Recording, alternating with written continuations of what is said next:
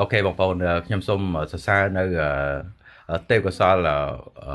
បងប្អូនម្នាក់នេះបាទហើយគាត់ពិតជាប្រកែមែនតើខ្ញុំសូមសរសើរដោយស្មោះតែម្ដងបាទហើយសម្លេងនេះគឺបទរបស់